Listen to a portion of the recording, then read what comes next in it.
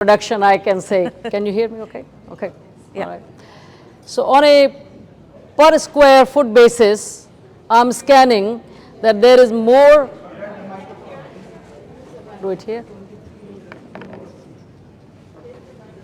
Take the microphone. Okay, I got it.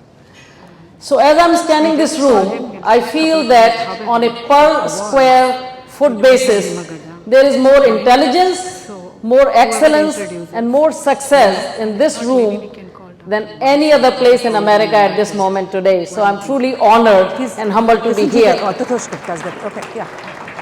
I want to recognize the board members and officers of IAMA and IAMA Charitable Foundation, my friends and colleagues from Humber Park Health, distinguished guests, ladies and gentlemen.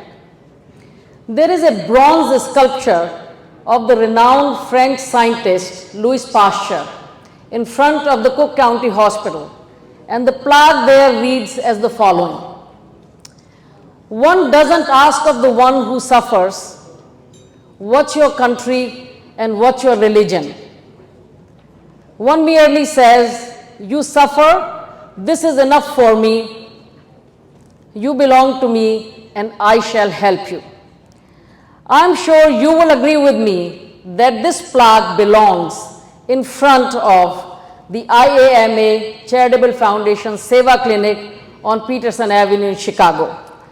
I had the pleasure of visiting there just about a month ago, and I was profoundly inspired by their spirit of service and enthusiasm by the doctors, the students, the volunteers, the front desk staff, as well as the board members.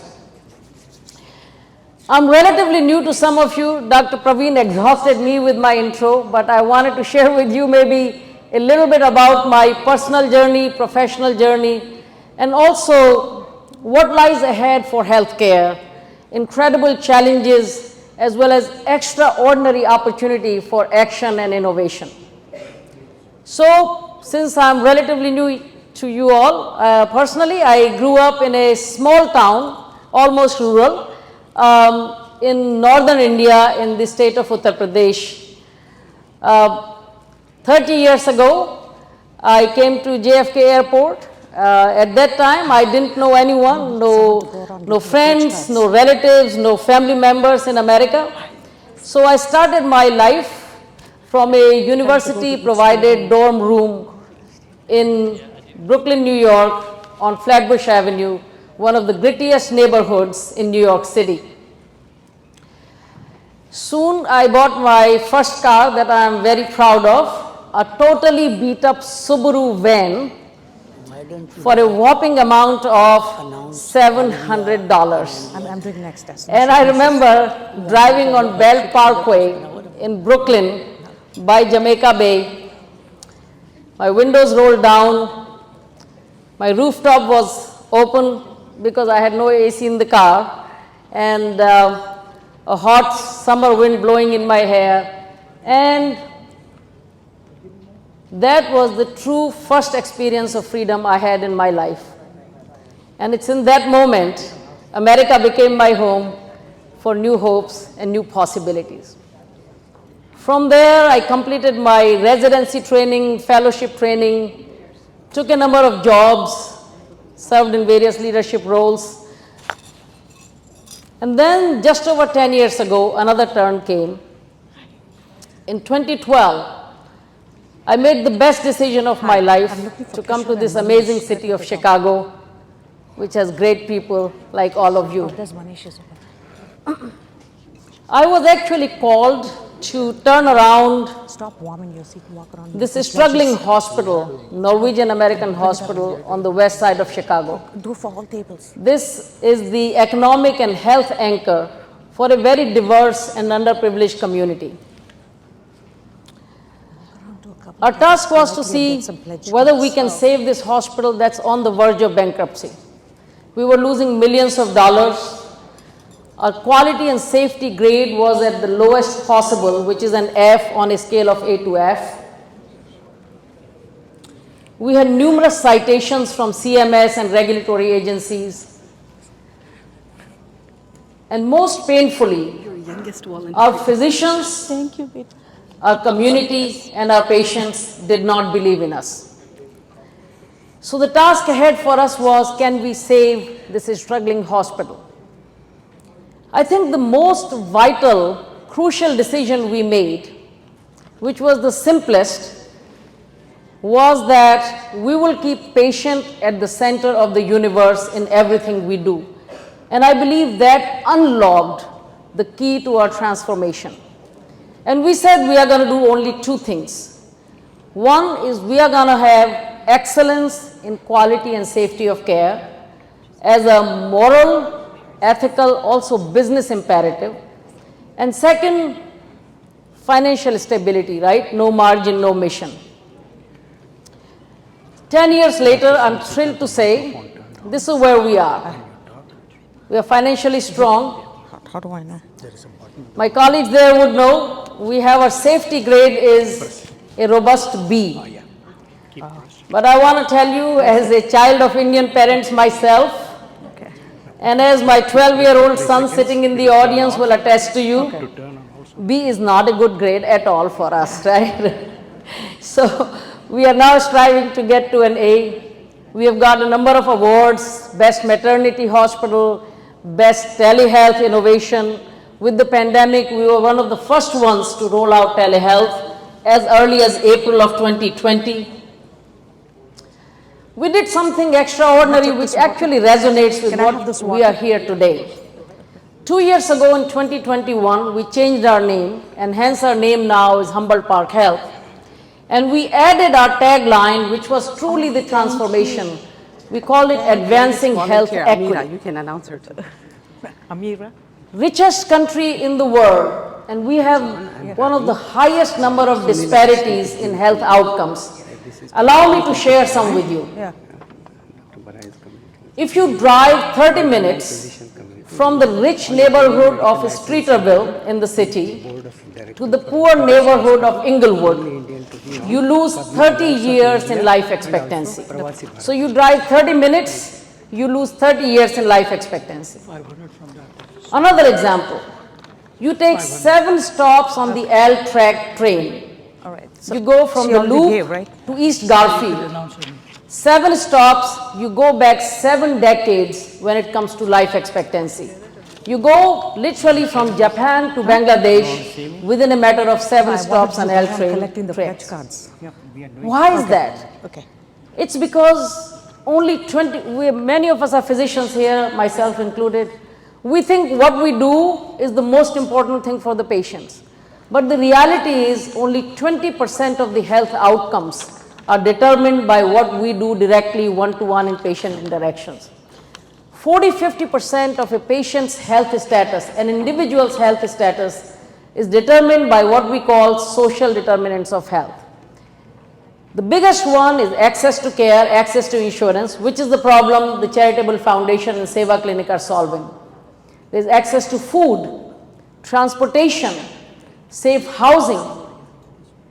So only when we address those social determinants of health can we have a shot at truly equitable care, which is everybody achieving their best health potential. Dr. Harsu mentioned this a little bit. Allow me to make this health equity personal here. I think it resonates with me deeply because it is rooted in the Indian spiritual concept of universal consciousness. That we are not alone. What affects one affects everyone. What matters to one matters to all. Injustice against one is injustice against everyone. We do not realize our goals unless everyone has access to care. We do not realize our dreams unless everyone has equitable care. We cannot reach our destination if everyone else cannot come alongside me. And really this is what inspired me to associate myself with Indian American Medical Association Charitable Foundation. One day at a time, one patient at a time, they are truly mitigating the scourge of inequity in their own way in the communities they are serving. And I hope you will generously contribute to what they are doing for this community. So with all of this, equity and all, Dr. Vyas very rightly said, mentioned ChatGPT. I wanted to take a minute to sort of share with you my observations on extraordinary challenges we are facing in healthcare as an industry. We have financial challenges as a fallout from the COVID-19 pandemic. We have the epidemic of loneliness, as our Surgeon General Dr. Vivek Murthy, is distinguished Indian American physician, mentioned. We have burnout, we have staffing shortages. But personally, for me, I have never been more excited about what lies ahead in healthcare. I think one of the most positive side effects of the pandemic was a greater acceptance of technology in healthcare, which is telemedicine to remote patient monitoring. I personally have been doing telemedicine care since 2015, way before the pandemic, and under the right circumstances for the right patient, this can truly be a magical experience. And then coming to innovation, the whole world is fired up about AI or artificial intelligence. You might be wondering, and so am I, especially with my background in informatics, what can AI do for us now beyond the jokes about ChatGPT? So let me give you some examples what AI can accomplish now. For a patient with a stroke, as you know, time is brain.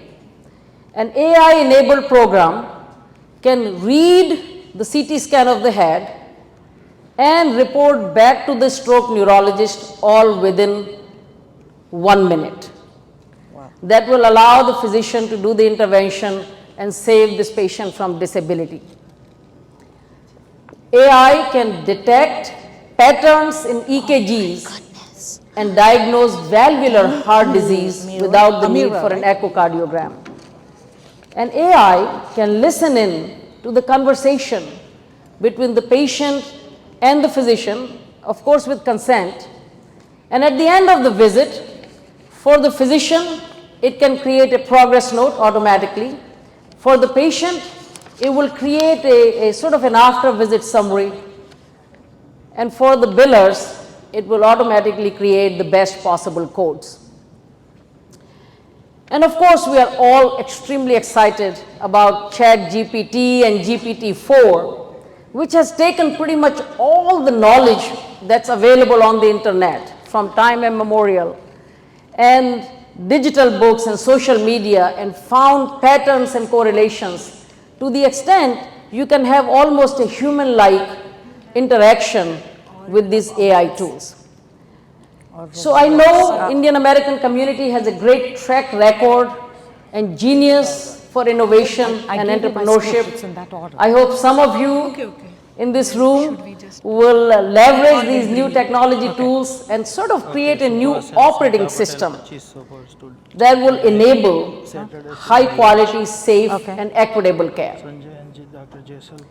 Finally, let me leave you with something that I think no technology, no AI, no ChatGPT can ever do, which is the need for a fulfilling physician-patient relationship and physician-patient connection.